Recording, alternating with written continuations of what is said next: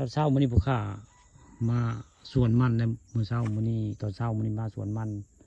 มาคอยบางสวนมื้อนี้มาคอยบางที่ผู้เจ้าเนาะ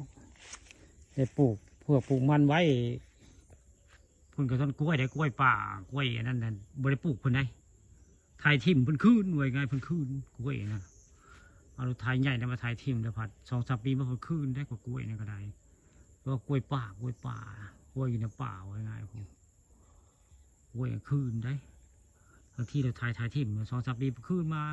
ผู้ขายตั้งซื้อกล้วยป่ากล้วยป่าแล้วก็อัน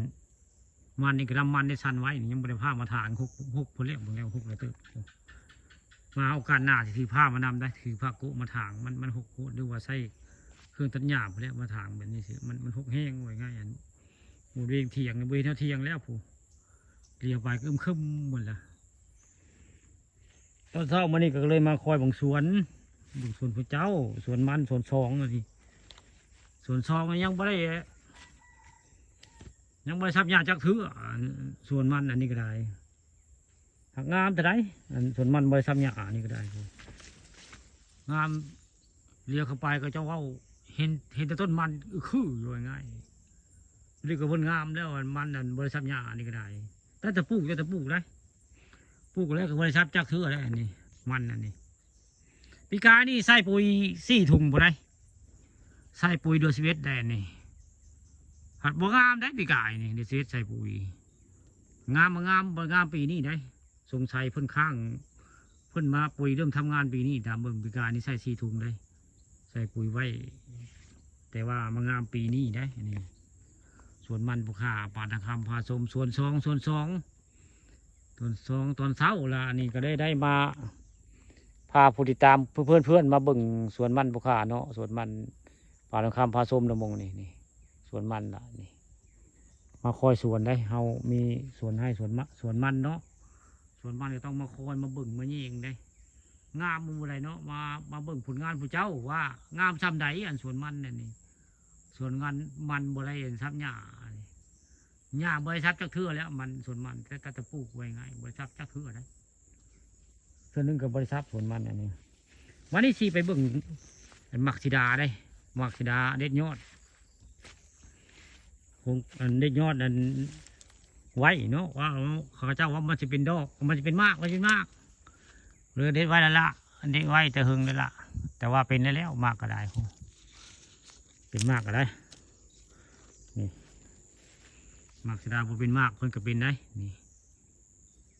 คงก็เอาไว้ง่ายความคิดของพี่สืดโอโซสืดเพิ่นได้ไอสืดเพิ่นไอทรายเนี่ยนำมาไอทรายพี่สืดคนบ้านน้ำหุงสามัคคีโอโซสืดเพิ่นเว้าทองคำไว้กับตัวอยากให้มักสีดาตัวเป็นมากบ่ยากอาชีแนะนำเพิ่นเว้าเด็ดยอดมันเด้อเพิ่นเว้าเด็ดยอดมันจะเป็นมากแต่พระเจ้าเพิ่นยังบ่มาเห็นเพิ่นแนะนำมันนะเพิ่นยังบ่มาเห็นเพิ่นก็ท่วงอยู่ดอกว่ามันเป็นมากกันเนาะเพิ่นสิเว้าละมันเป็นความแล้วได้เป็นมากเลยนี่มากสีดานโยบายของพิชืดอสเท่าเพิ่นได้อสเทิดเหมือนวันดงพุงสามัคคีให้ชายมุขะแนะนำมาว่าอยากให้มันเป็นมากมันบ่ยากได้ผลว่าหันมากสีดานี่พี่น้องเอ้ยมันบ่ยากขยายไปสีดาเป็นมากเอามันบ่เป็นนี่บ่ยากละนี่นะคืออันมันเล็ดอันยอดมักสีดานี่ละนี่เด็กยอดแล้วเพิ่งเป็นมากจึงครึ่งแบบนี้บักใหญ่นี่มักสีดาใหญ่เติบไปได้มักสีดานี่ก็ได้แต่ยังบ่เห็นมดมากวนเพิ่นอยู่เป็นมดมากวนนี่สงสัยจะได้หาอันมาใส่เพิ่นอยู่ได้พ่นหน่วยง่ายพ่นก็คือทางใต้มันมีมาต้องกะมีแนวมาพ่นใส่แล้วมันจะขี้หนีอยู่ง่ายนี่ยังบ่มีอันสู้ได้หมดแมงยังบ่มีหมดแมงมาใกล้ได้อันมักสีดานี่ก็ปกติอยู่มักสีดาติดยอดแล้วเป็นบากอันนี้